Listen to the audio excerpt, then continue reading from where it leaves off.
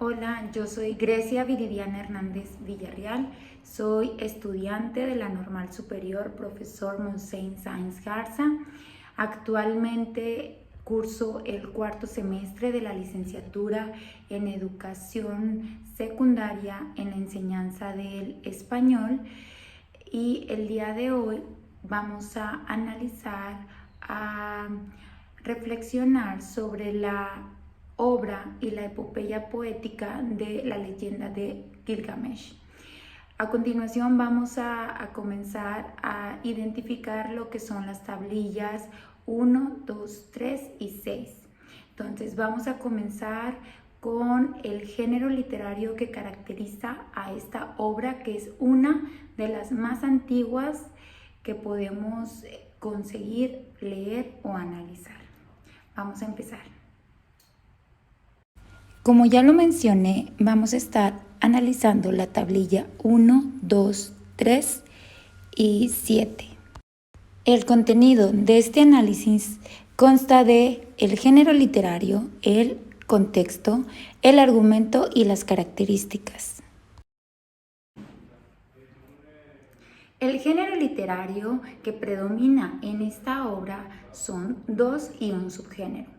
El primero es el género literario narrativo, que ahorita vamos a recordar qué es el género narrativo. También esta obra tiene el género literario poético y con el subgénero que viene siendo la epopeya, que también ahorita más adelante vamos a ir analizando y recordando qué es y qué significan estos géneros literarios en algunos textos. Vamos a verlo. Recordemos que el género literario narrativo es el contenido de sucesos reales o imaginarios de forma cronológica. Su propósito es relatar algo delimitado por el tiempo y el espacio donde suceden los hechos. Es un género literario escrito en prosa. Sus elementos son narrador, personajes, ambiente, tiempo, acontecimientos, entre otros. También se coincide con el género y subgénero de epopeya poética, pero antes vamos a conocer qué es el significado de la epopeya. Una epopeya se conoce gracias a las distintas obras narrativas que componen la tradición épica de una cultura o una nación. Se trata de una de las formas de narrativa más antiguas que se conocen, que se inserta en el género de la épica y que recoge por lo general los relatos eóricos y mitológicos en los cuales se fundamenta el imaginario o la imaginaria cultura de un pueblo. También se abordan las acciones que componen la tradición de una nación o de una cultura. Se dice que la leyenda de Gilgamesh es una epopeya debido a que narra la historia de un rey ubicado en una ciudad llamada Uruk, en donde las características de dicha persona eran vistas como el de un ser con un carácter de una persona fuerte, tirano, dictador, etc. Ahora vamos a determinar cuáles son los tres tipos de contexto que podemos encontrar en esta obra, que es el contexto literario, el histórico y el sociocultural. Entonces vamos a poner mucha atención y vamos a ver la información de cada tipo de contexto que se desarrolla en esta obra. Podemos encontrar que en esta epopeya de Gilgamesh es un poema de autor anónimo y lo que se sabe o se conoce de ella son solamente registros arqueológicos que corresponden a la época del primer tercio del segundo milenio antes de Cristo. La epopeya de Gilgamesh terminó de integrarse aproximadamente al siglo XXIII antes de nuestra era, pero debe tenerse en cuenta que los textos describían las circunstancias de forma mítica, con un acento y un espíritu que eran los de su tiempo. En este caso, los héroes conducen la acción del poema. También tenemos el contexto histórico. La obra de la que estamos hablando es babilónica y lleva por nombre la epopeya de Gilgamesh, que ya lo hemos repetido. Esta obra fue escrita entre el 2150 y 1400 a.C. Precede de la escritura de Homero por 1500 años y se dice que es considerada como la obra más antigua de la literatura mundial épica. Esta epopeya se desarrolló en Mesopotamia, en la cultura sumeria, debido a que es donde el rey Gilgamesh gobernó una de las ciudades, que se llama Uruk. Mientras tanto, el contexto sociocultural de esta obra se relaciona, como ya lo dijimos, con la cultura sumeria. Es considerada la primera civilización urbana de la humanidad. Surge en el sur de Mesopotamia entre los ríos Tigris y Éufrates y remota sus orígenes a las culturas neolíticas y especialmente a la cultura de Uruk. Su escritura era cuneiforme, el cual era que escribían en tablillas de arcilla, y se establecieron unas estructuras urbanas y estatales que permitieron las relaciones comerciales. A partir de ellas se puede saber lo mucho que avanzaron en medicina y farmacología, usando compuestos naturales para tratar las enfermedades. A este mundo cultural pertenecen las famosas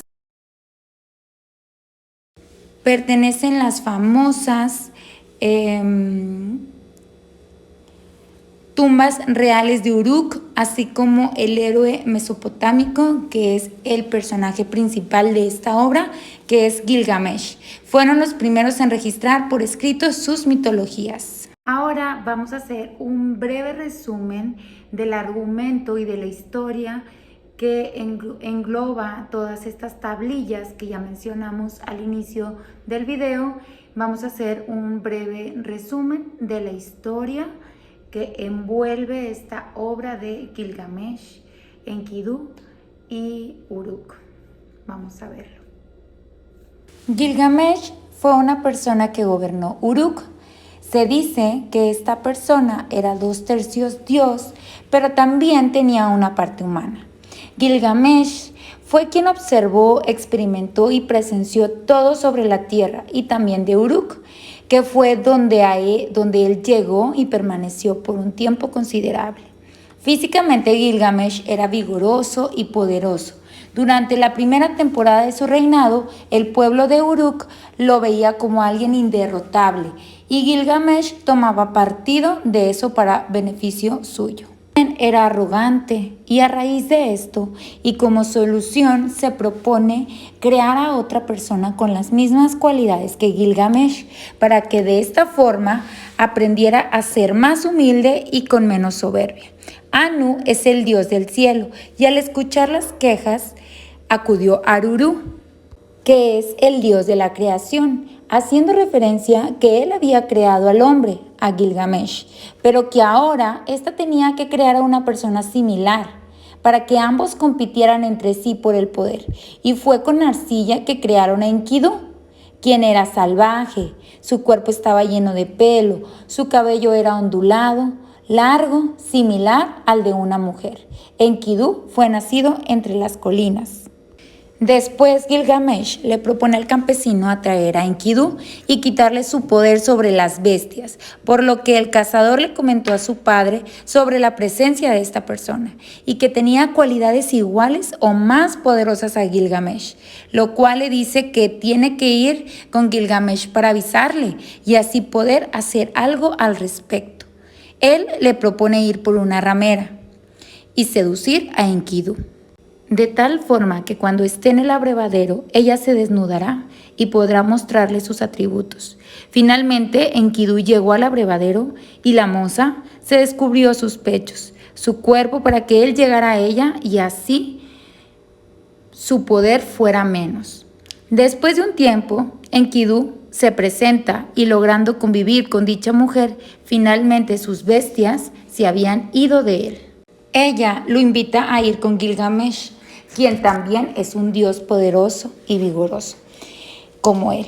Enkidu, con la necesidad de tener una amistad, le dice que lo lleve con él, con la finalidad de retar sobre el poder que ambos podían tener. Enkidu planea que al llegar a Uruk, decirles que él es el más poderoso, el más maduro, el más vigoroso y que es mejor que el Gilgamesh, incentivándolo a que éste fuera más humilde de sí mismo.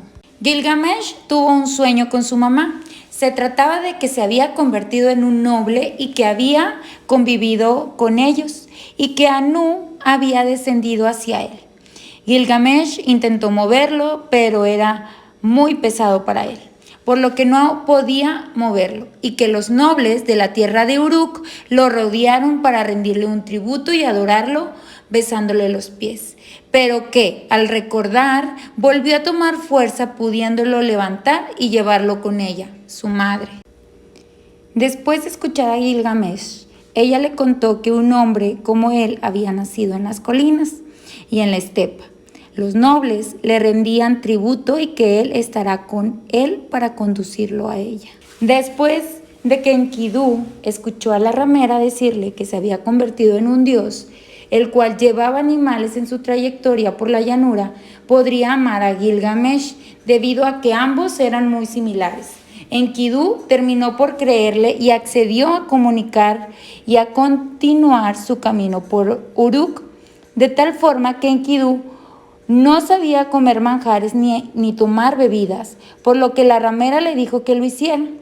Después de esto, Enkidu se dispuso a comer y a beber, provocando que éste se relajara, y frotando el pelo de su cuerpo y aplicando aceite fue que se convirtió en humano. Cuando entró a Uruk, las personas del pueblo se le acercaron y le dijeron que era muy parecido al Gilgamesh, con algunas diferencias en el aspecto físico, que aunque era de una estatura más baja, su complexión seguía siendo robusta, enfatizando a que Enkidu era un dios igual que el Gilgamesh. Finalmente el encuentro de ambos sucedió. Después de que el pueblo observó a Enkidu, este último no le permitió el paso a Gilgamesh. Esto sucedió en el mercado de la tierra. Enkidu impidió la entrada de Gilgamesh, provocando que ambos, con fuerza, que no pasara, o bien que no pudiera entrar Gilgamesh a donde estaba Enkidu. Finalmente ambos quedaron frente a frente y Enkidu le mencionó que él, Gilgamesh, alzaba la cabeza sobre los hombres, que eran los nobles. Enkidu trata de persuadir a Gilgamesh para luchar contra el monstruo Huwawa, que vive en la selva de los cedros. Solamente los dioses habitan bajo el sol para la humanidad de forma permanente, y que los días de Huwawa eran contados. Gilgamesh le pregunta a Enkidu que cuáles son sus poderes y que si pierden el pueblo dirá que el Gilgamesh ha caído en la lucha contra este monstruo. Finalmente logran vencer a Huwawa y la gloriosa Ishtar se enamora de Gilgamesh y ella le propone ser amantes. Sin embargo, Gilgamesh la rechaza, por lo que ella le pidió a su padre que lo castigara por lo que había dicho de su pasado. Después de enfrentarse al toro y a las rameras y a las mozas, Enkidu enferma ante Gilgamesh, y mientras él sollozaba, él le dice que había tocado estar en la puerta del espíritu y nunca más volvería a verlo.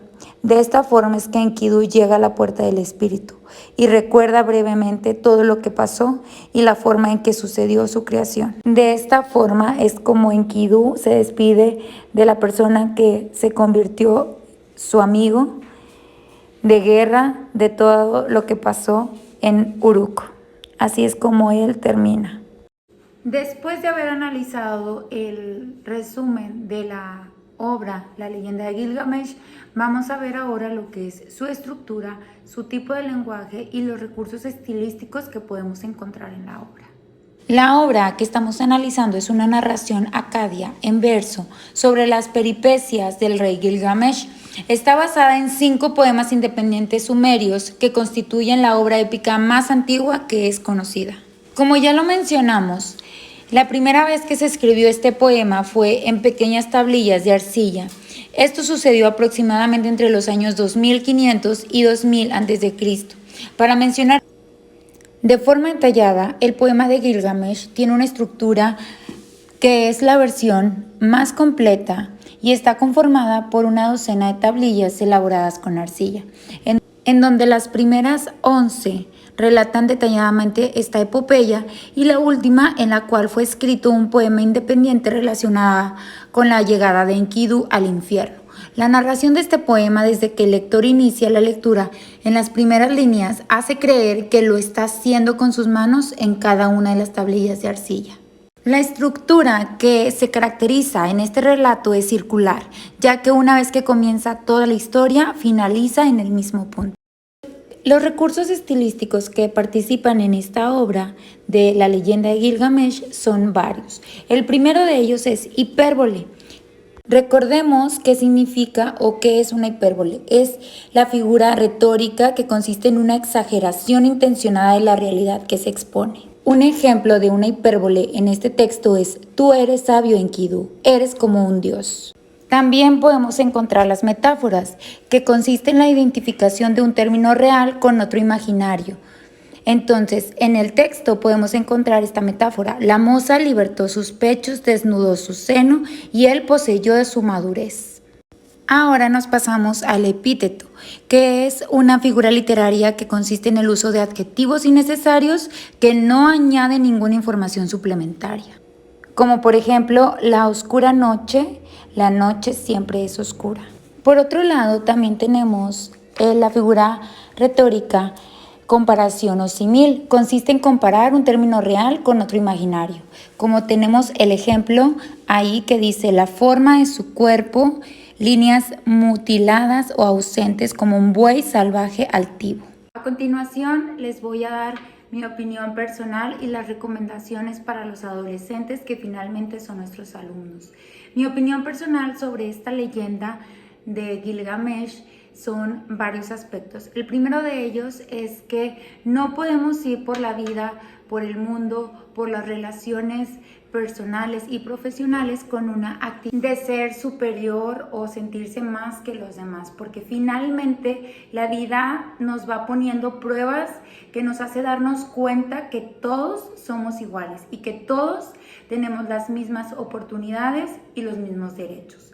La segunda pensamiento que me queda al leer esta obra es cuando intentan caer en la tentación, cuando intercede otra persona, una mujer, para seducir y a lo mejor conducirlos a otro lugar, a otro término en la obra. Entonces, en lo personal considero que también actualmente vemos mucho lo que es la tentación, ya sea hablando en ser humano, en otro ser humano, o también en las sustancias nocivas para la salud o en algo que nos haga daño a nuestra vida, ya sea profesional o personal en cuestión de salud.